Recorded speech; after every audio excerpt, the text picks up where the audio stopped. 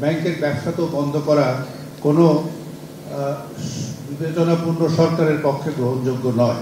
যে ব্যাংকের থেকে ঋণ, মাননীয় অর্থমন্ত্রী আগেই বলেছিলেন যে ব্যাংকের থেকে ঋণ নেওয়া অথবা সরকারের ব্যয়ের জন্য ঋণ নেওয়া এটা একটা নৈমিত্তিক কাজ, সব জায়গায় করে, আমাদের দেশে হয়েছে।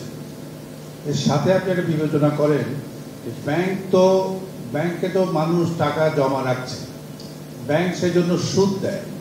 ব্যাংক যদি সেই টাকাটা কোথাও বিনিয়োগ না করতে পারে তাহলে ব্যাংকের ব্যবসা তো বন্ধ হবে।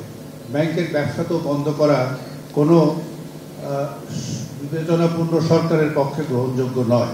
ব্যাংকটাকে চালু রাখতে হবে। আপনারা বলেছেন যে ব্যাংকের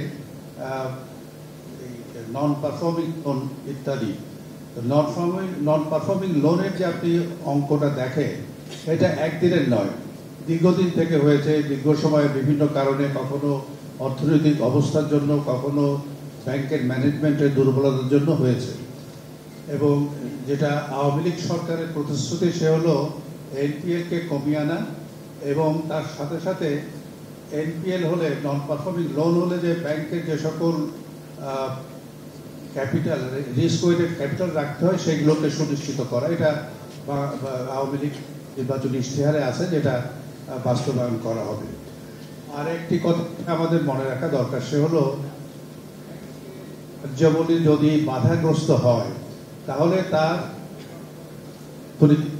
অর্থনৈতিক কর্মকাণ্ডের উপর, এখানে অর্থনৈতিক কর্মকাণ্ডকে সচল রাখা এবং অর্থনৈতিক কর্মকাণ্ডকে সচল রাখা এবং ব্যাংকে সুষ্ঠু পরিচালনা করা, এই দুটোর ভিতরে ভারসাম্য রক্ষা করা অত্যন্ত জরুরি। এবং সরকার সেদিকে সচেতন, একটাকে বন্ধ করে আরেকটা করতে চাচ্ছেন না।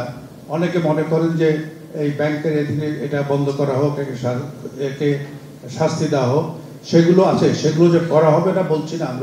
আমরা বলছি যে ব্যাংকের কার্যাবলী চলতে থাকবে, না হলে অর্থনীতির উপরে এর একটা অশুভ প্রভাব পড়ে। এই দুটোর ভিতরে ভারসাম্য রেখেই সরকার তার দায়িত্ব পালন করবে। আপনাকে ধন্যবাদ এই গুরুত্বপূর্ণ জটিল প্রশ্নটা উঠাবার জন্য।